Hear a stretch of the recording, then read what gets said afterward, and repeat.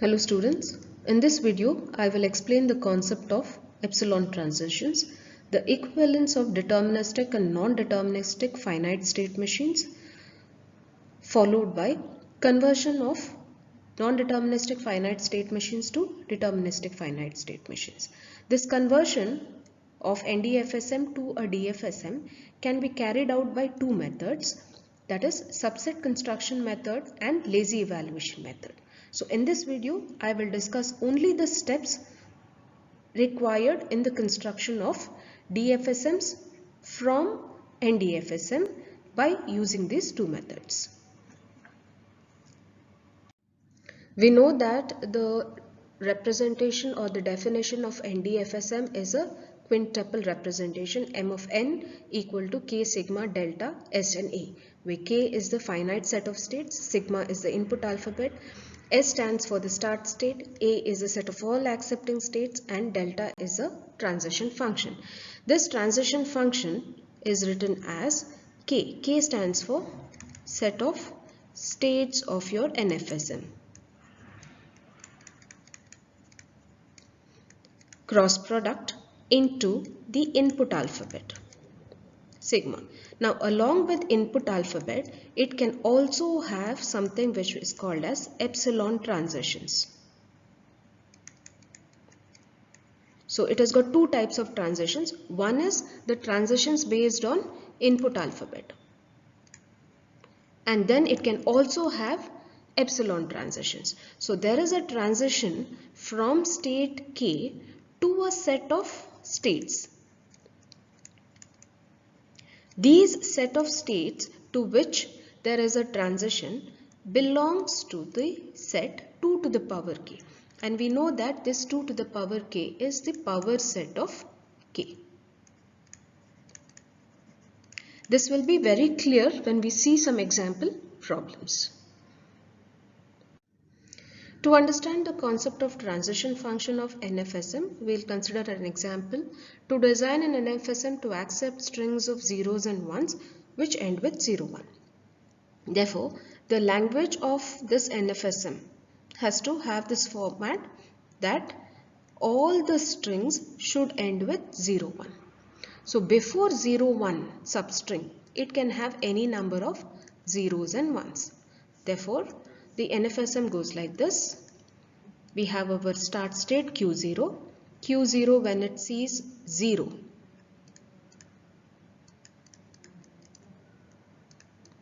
This part. It goes to Q1 state. And in Q1 state, this part. When you give a 1, you go to Q2 state. So you have reached the end. We have seen only this part and we have reached the end of the string. Therefore, this becomes our final state. Now, prior to 0, 1 substring, we can have any number of zeros and ones. Therefore, we write it as Q0 state receives any number of zeros and ones. We know that in NDFSM, we need not check the input alphabets for each of these states, or each of the states need not be checked for all the input alphabets.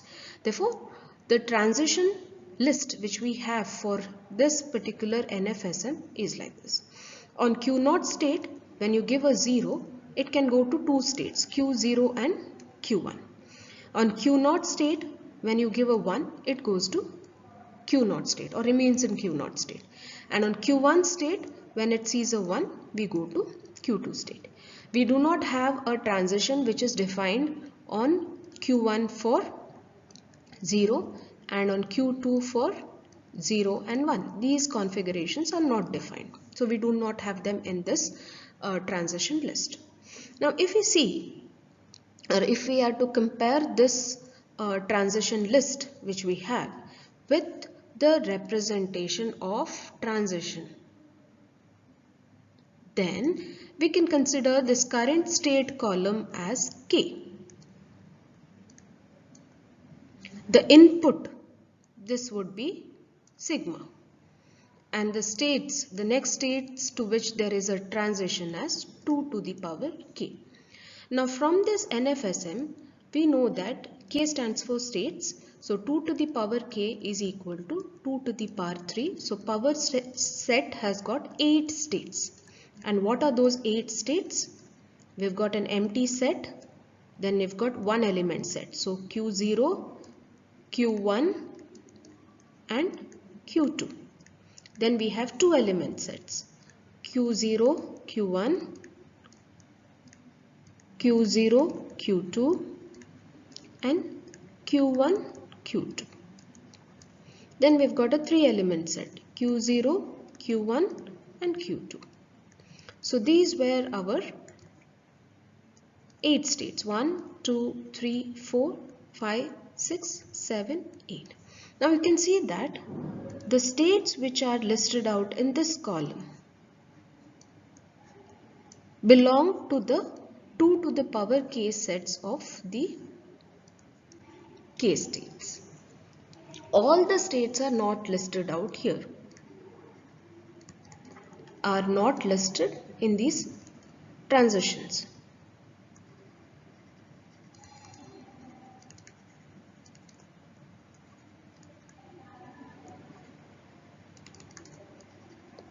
But whatever states are mentioned here are supposed to belong to the power set of k.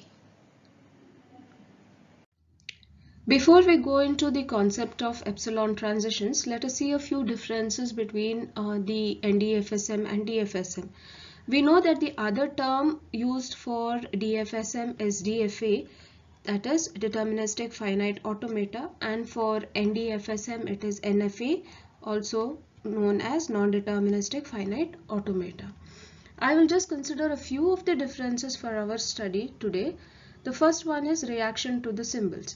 Now we know that under DFA, for each representation of the alphabet or for each element which is there in the alphabet, only a single state transition will occur in DFA, whereas in NFA we need not have transitions for each of the input alphabet which is there. Second difference which I would like to take is empty string transitions.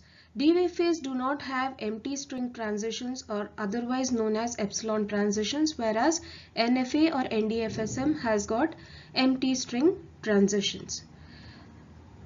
Third difference which I am considering is on the structure. DFSM is considered as a single machine, whereas NFSM can be considered as multiple small machines, because we have the state transitions to multiple states. Since there is state transition to multiple states, we can consider them as performing computational activities at the same time. Many activities at the same time. Fourth difference which we are considering is concept of backtracking. It is possible to use backtracking under DFSM, whereas it is not possible to use backtracking in the case of NFSM. Fifth difference is on the supremacy. Which one is better or which is supreme? The DFAs are all derived from NFAs. This is a concept of our video today, whereas all NFAs are not DFAs, which means that we can derive DFSMs from NFSMs. The sixth difference which I am considering is on the transition function. The number related to the next state is 1, whereas the number related to the next state or states is either 0 or 1, which means that on an input, the DFSM will go to only one state at a time, whereas in NFSM the state transition can be multiple states. And the seventh difference which we are going to consider is the setting of the next possible set. The next possible state is very clearly defined under DFSM, because we know that there is only one state transition, whereas in NFSM for every input symbol we can have many states. Therefore, we can consider the next possible states will not be very clear, or when I tell very clear, we are talking about many possibilities of the states under NFSM.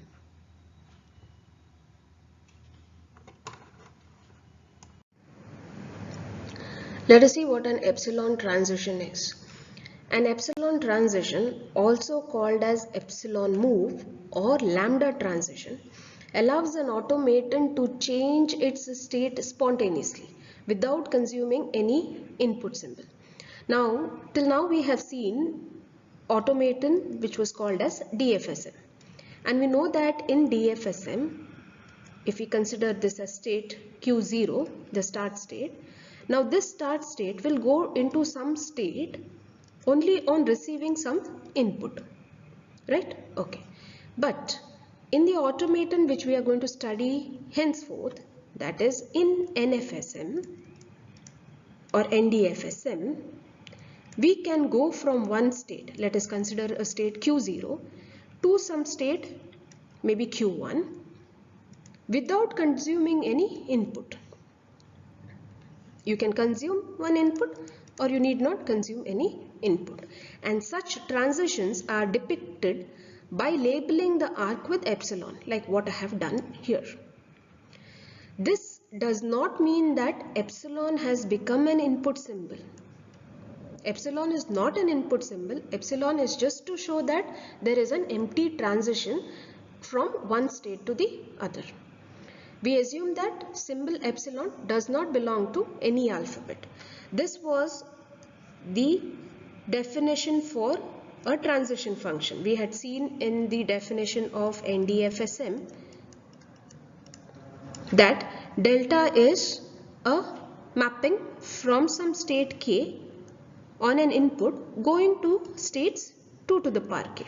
So if you are in some state k and you receive input will be either sigma, or it can be also another transition which is called as epsilon. Then you move to the states which belong to 2 to the power k set. So you're just representing the transition by an epsilon symbol, and such transitions are called as epsilon transitions. We shall take a couple of examples to understand the concept of epsilon transitions in NDFSM.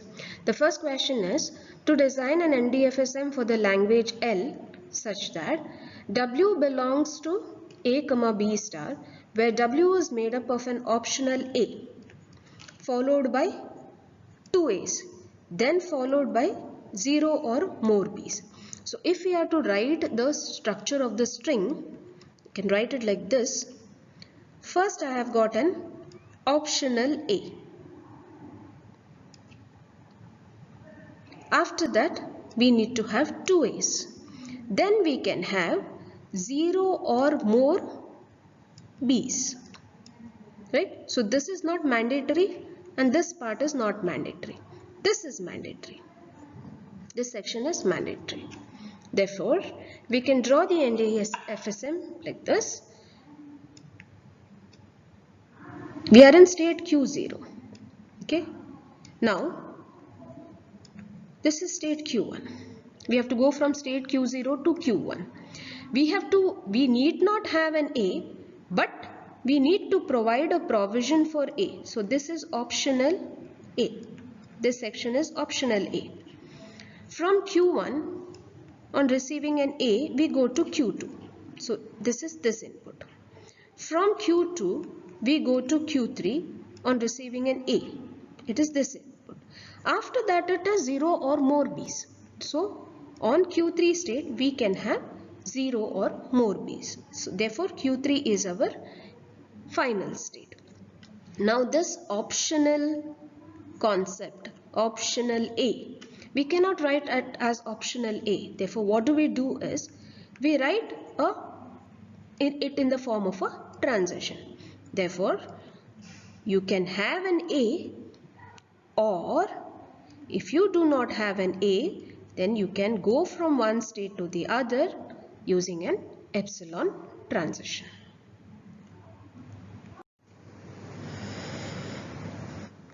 Let us take the second example, that is to construct a NDFSM for a language L which has got strings W such that W belong to A, B star, where W is equal to ABA or length of W is even. So you've got two parts here in this language. You can have strings which are ABA, only ABA, or you can have strings which are even in length. So we will solve this separately. We'll call this as first part and I'll call this as the second part. So the NDFSM for W is equal to ABA is given like this. We've got a start state Q0. On Q0 state, when it sees a, the first A, it goes to Q1 state. On Q1 state, when it sees this second character, that is B, it goes to Q2 state. On Q2 state, when it sees the third character, that is A, we go to Q3 state. And since we have come to the end of our string, Q3 becomes the final state. This was the first part of the NDFSM. The second part in the question is length of W is even. Length of W is even. Now we know that even numbers start from 0 and the series is 0, 2, 4, 6, 8, etc. Okay. Therefore, the start state itself will be the final state because we have to accept strings of even length and 0 is our even length. And according to, we have already seen in the modulo K counter problem that from an even state, if this was our even state, on receiving an odd input, it goes to the odd state. So if it receives either A or B, which is one single A or B, both are odd in number, it goes to some odd state and I'll call this as Q1. And from the odd state, if it were to receive another input, that is your second input, it goes to the even state.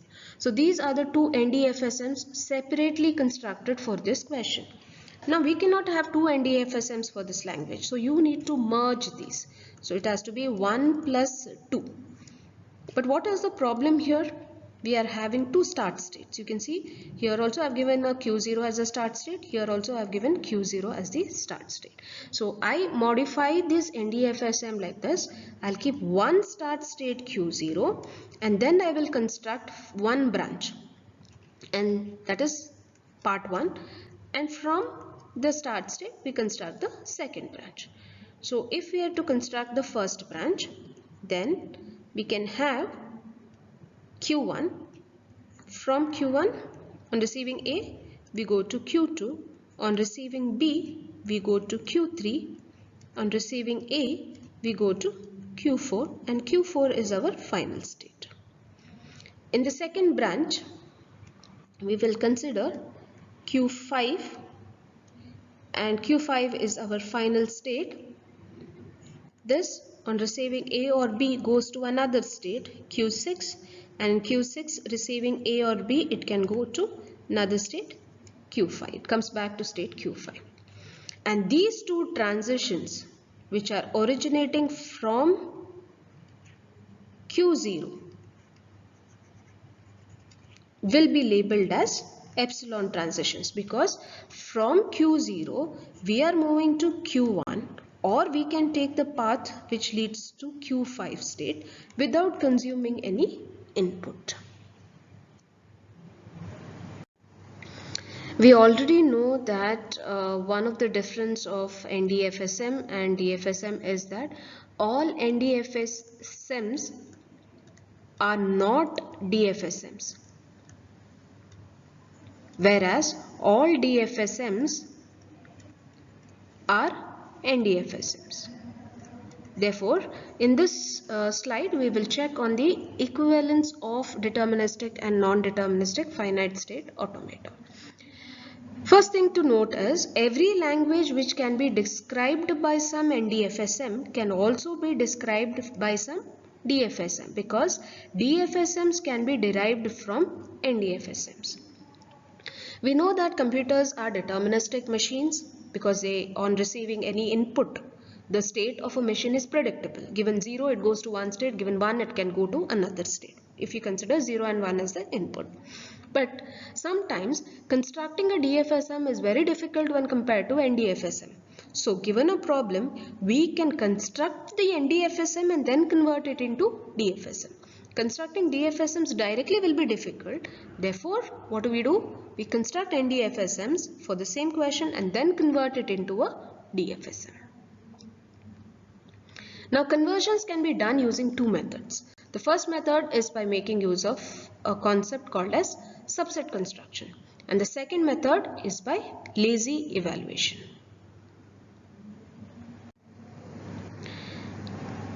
We'll take the first method of conversion of NFSM to DFSM, that is the subset construction method.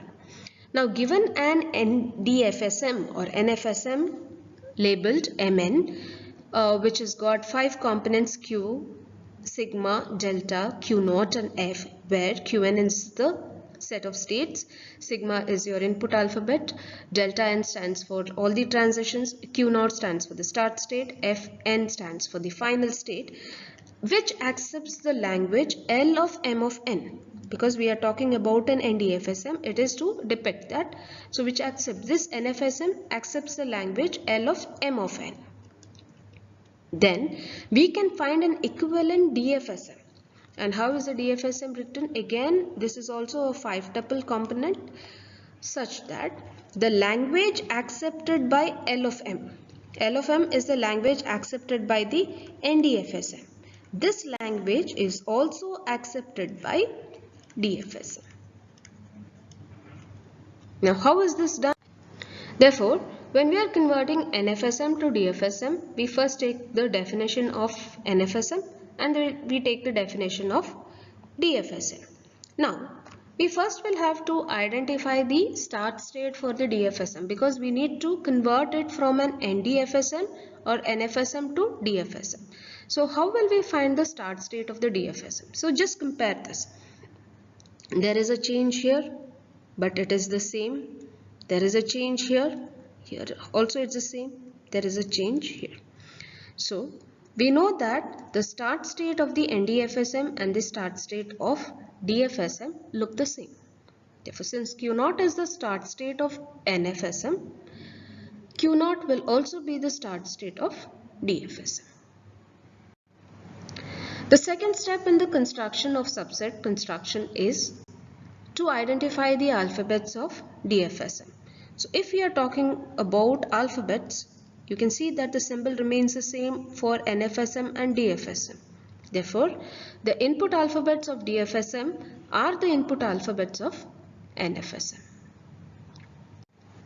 The third step is to identify the states QD of the DFSM. So if you see the definition of NFSM and DFSM, we can see that Qn is representation of NFSM whereas QD is the representation for DFSM. Therefore, the set of subsets of Qn will be the states of QD.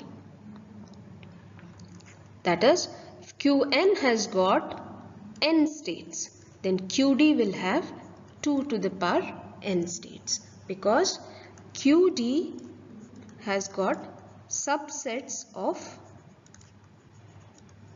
Qn as its states. The fourth step is to identify the final states FD of the DFSM. Fn is the final state representation of NDFSM and FD is the final state representation of the DFSM. Now FD is the set of subsets S of Qn such that S intersection Fn is not equal to 0. That is, FD is all sets of n state. N is the NFSM such that at least one accepting state of n is included. For example, in case Qn is equal to Q0, Q1 and Q2, or we'll just consider Q1, Q0 and Q1. Okay. Now what are the subsets of Qn? There will be one empty set, then we can have Q0 and we can have Q1 and we'll have Q0 and Q1. Now consider final state of Qn is equal to Q0. Therefore, what are the final states of DFSM? You can see that FD is a set of n states which include at least one accepting state of n. Suppose Q0 is the final state or accepting state of NDFSM, then all the states which consider or which have got Q0 are considered as the final states of the DFSM. So for DFSM has got two final states, that is Q0 and Q1. The fifth step in subset construction method is to identify the transitions of DFSM. For each state Qi to Qa, Qk in Qd, we know that Qd states are actually subsets of Qn states. So when we write, we may have more than one state which is associated in Qd. Therefore, if we have n number of states in Qd, on receiving an input symbol A, which is in alpha, the transitions are obtained like this.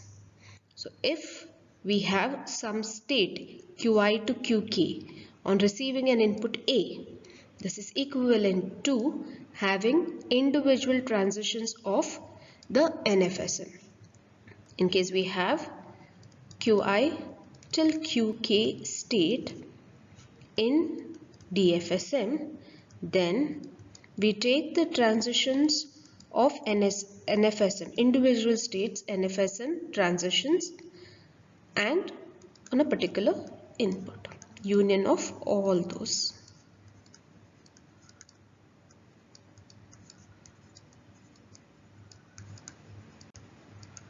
We'll understand this further when we solve problems which will be explained in the next video. Next we go on to the lazy evaluation method.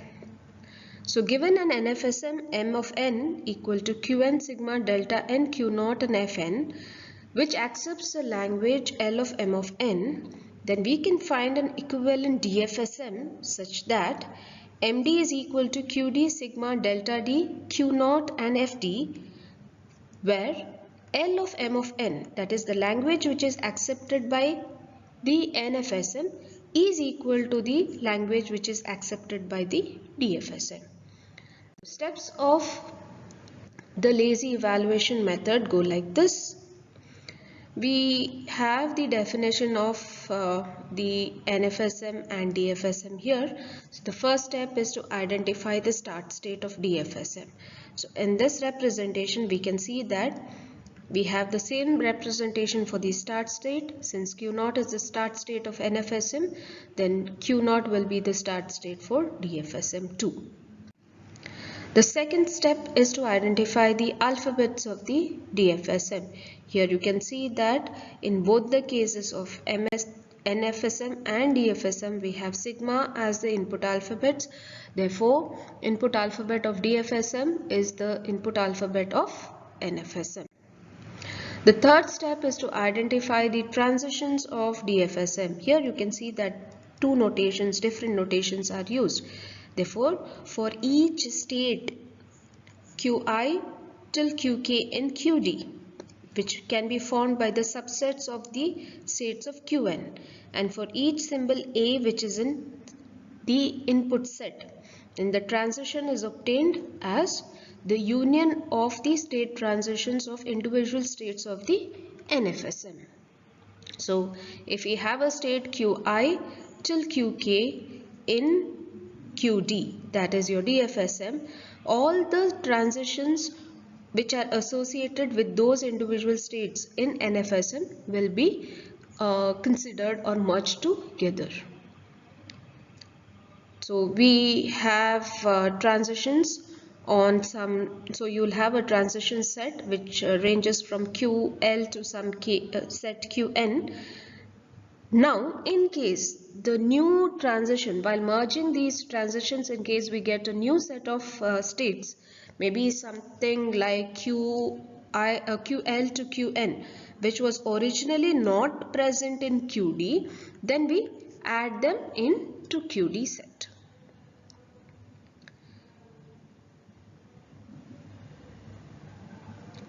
Step 3 has to be repeated for each state that is added to Qd. The fourth step is to identify the final states of DFSM. Now consider that we have a state Qi to Qk in Qd, The states of QD are the subsets of Qn, of states of the NFSM. And some state Qi to Qk is the final state in NFSM. Then Qi to Qk will also be the final state of DFSM. For example, we'll just consider that Q0, Q1, Q2 are the states of the NFSM. Therefore, the states of DFSM will be the subsets of this set.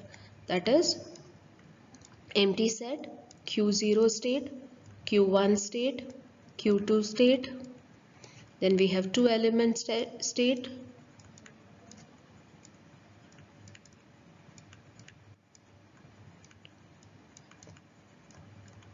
And then we'll have a 3-element state. And just consider that Q2 is the final state of NFSM. Since Q2 is the final state of NFSM, then wherever we have Q2 in QD, that is here, this state, and this state, these all states will be considered as final states of the DFSM. Therefore, whenever we are converting an NFSM to DFSM, then we first will have to identify the start state of DFSM. We also have to identify alphabets. Then we can identify the states QD of the DFSM, the final states FD of the DFSM, and then identify the transitions delta D of the DFSM. Here, please note that these steps you may interchange the steps also. It does not matter. But usually transitions are found at the end.